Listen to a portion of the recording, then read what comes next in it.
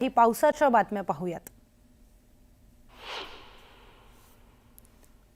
पुण्यातील एकतानगरमध्ये पूरसदृश्य परिस्थिती, अनेक सोसायटी गेल्या पाण्याखाली, तर ड्रोन मधून दिसणारी पूरसदृश्य परिस्थिती न्यूज 18 लोकमतच्या माध्यमातून पहा।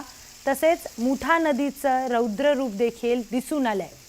पुण्यातील एकतानगरमध्ये पूरसदृश्य परिस्थिती दिसून आलेली आहे, त्याचे हे ड्रोननी टिपलेले दृश्य फक्त न्यूज 18 लोकमतवर आपण पाहतोय।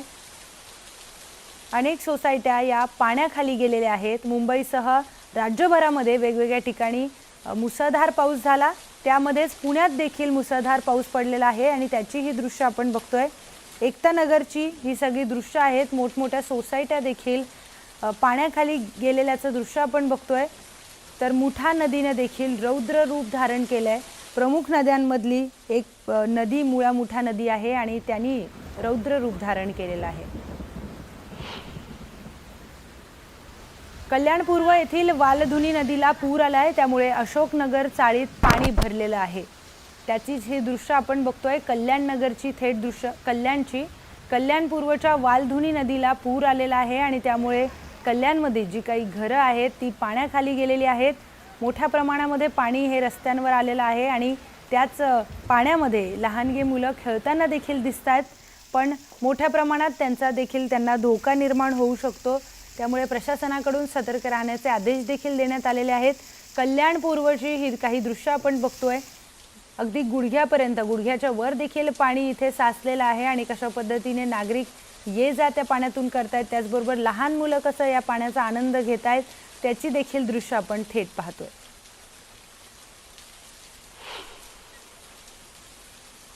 छत्रपती संभाजीनगर जिल्ह्यातील सोयगाव तालुक्यातील वेताळवाडी रुद्रेश्वर येथे पर्यटनासाठी आलेले 7 जण पुराच्या पाण्यात अडकलेत।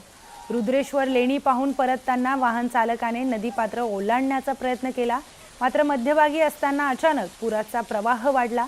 हा प्रकार पाहून स्थानिक नागरिकांनी तात्काळ धाव घेत वाहन ढकलून किनाऱ्यावर आणलं। त्यातील 3 पुरुष आणि 4 महिलांना सुखरूप वाचवण्यात यश आलंय, मात्र ट्रॅक्टर मालक सत्तार खान मेवाती यांच्या मदतीने वाहन देखील बाहेर काढण्यात यश आलंय।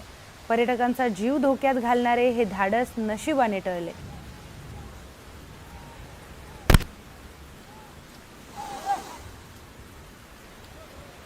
तर कोल्हापूरच्या पंचगंगा नदीने इशारा पातळी गाठलेली आहे अशी मोठी बातमी समोर येते।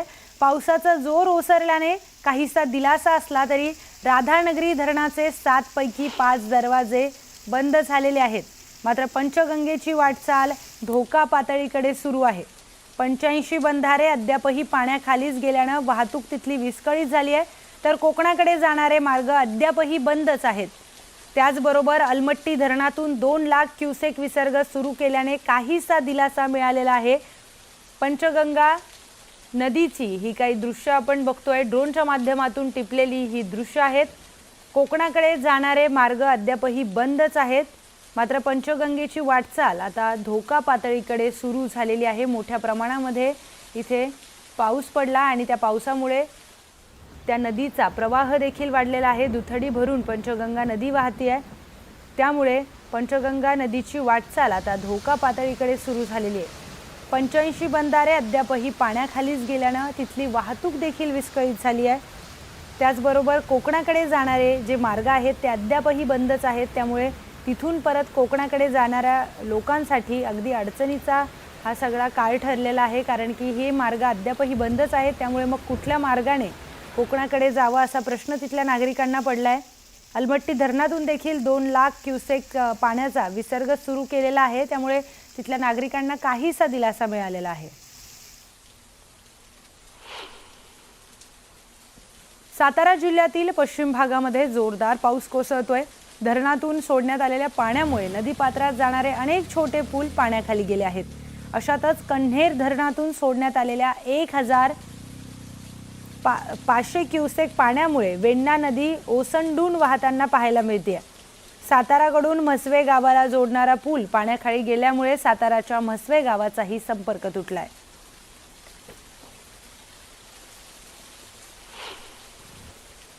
धोम धरणातून कृष्णा नदीत विसर्ग करण्यात आलाय। कृष्णा नदीच्या पाणी पातळीत यामुळे वाढ झाली आहे। नदीकाठच्या लोकांना सुरक्षित स्थळी हलवण्यात आलंय।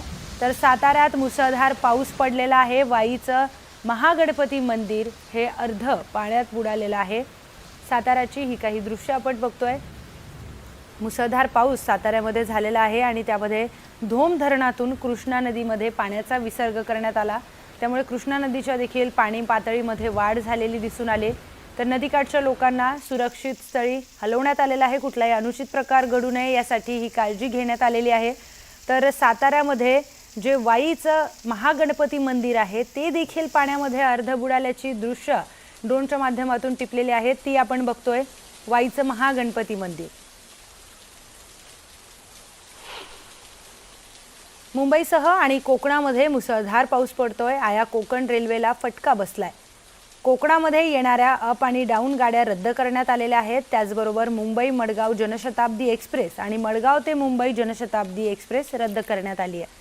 तसेच मुंबई ते मडगाव वंदे भारत एक्सप्रेस देखील रद्द झाल्यानं चाकरमान्यांना मोठा फटका सहन करावा लागतोय।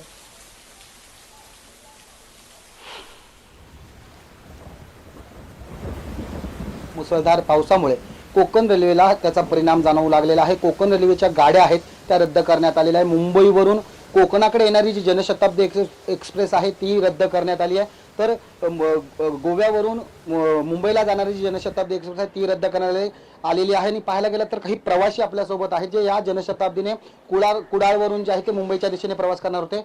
आई, मला काय सांगाल, या ठिकाणी तुम्ही कुठून आलात आणि कुठच्या ट्रेनने जाणार होतात? आम्ही काल आलोय जनशताब्दीने संध्याकाळी आणि आज ताबडतोब जनशताब्दीने जाणार होतो। इमर्जन्सी इकडे काम होतं, आमचं भाऊ वारला, त्याच्या 10व्याला आम्ही आलो होतो आणि आज परत जाऊन मला उद्या सकाळी ताबडतोब कामावर हजर व्हायचं होतं आणि इतकी इमर्जन्सी होती म्हणून आम्ही पटापट तिकीटं सगळी काढली होती। तर तात्काळमध्ये तरी आमची व्यवस्था करून द्यावी ना आता, नाहीतर आम्ही पोहोचणार कसे मुंबईत आणि कामावर मी उद्या सकाळी कशी जाऊ शकणार आहे? सिंधुदुर्गात नक्की कुठे राहता, कसा प्रवास? सिंधुदुर्गात आम्ही अणसूरपालला राहत होतो आणि तिथून आम्ही रिक्षा करून इथे आलोय 1,500 रुपये खर्च करून। तर हे प्रवासी आहेत, दर दुसऱ्या प्रवासी आपल्यासोबत आहेत। पाहायला गेला तर जनशताब्दी एक्सप्रेस ही रद्द झाल्यामुळे जे प्रवासी आहेत त्या ठिकाणी त्रस्त झालेले पाहायला मिळत आहेत। काय सांगाल मला, या ठिकाणी तुम्ही जनशताब्दीने प्रवास करणार होता, जनशताब्दी आहे ती रद्द करण्यात आलेली आहे, प्रशासनाने काही पर्यायी व्यवस्था केली आहे का? प्रशासनाने काहीच व्यवस्था केली नाहीये। आणि दुसरं, आम्ही आता तिथे बुकिंग खिडकीवर गेलो विचारायला, तर ते म्हणतात आम्ही काय करणार, तुम्ही ट्रेनमध्ये चढा आणि ट्रेनमध्ये चढल्यावर जर त्यांनी डबल तिकीट घेतलं तर ती भरायची तयारी ठेवा। म्हणजे हे पण आम्हीच करायचं का? किती त्रास आहे आम्हाला। आणि आम्ही आता फोन लावतोय कोकण रेल्वेच्या लोकांना, ते उचलत नाहीयेत फोन। मग आम्ही आता काय करायचं? हे खिडकीवर जाऊन आम्हाला अशी उत्तरं दिली त्याने, आम्ही इथे काहीच करू शकत नाही म्हणाले ते। तर आपण पाहत असाल या ठिकाणी प्रवासी जे आहेत ते त्रस्त झालेले पाहायला मिळत आहेत। प्रशासनाकडनं पर्यायी व्यवस्था करण्यात यावी अशी मागणी जी आहे ते या प्रवाशांकडनं केली जाते। कॅमेरा पर्सन योगेश खाडेसह प्रसाद पाताडे, न्यूज 18 लोकमत, कुडाळ, सिंधुदुर्ग।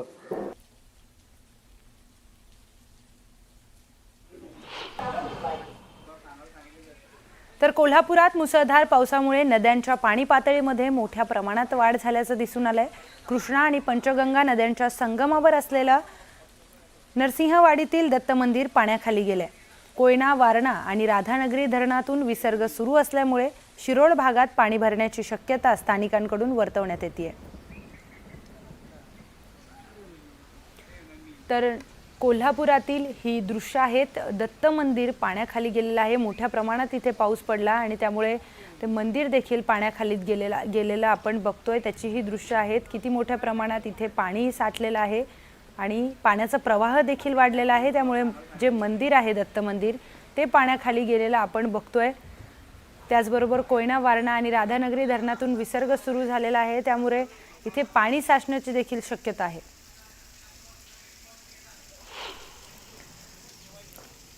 साताऱ्याची ही काही दृश्य आपण बघतोय। साताऱ्यासह पश्चिम घाट माथ्यावर पाऊस सुरू आहे, त्यामुळे कोयना धरण भरलं आहे।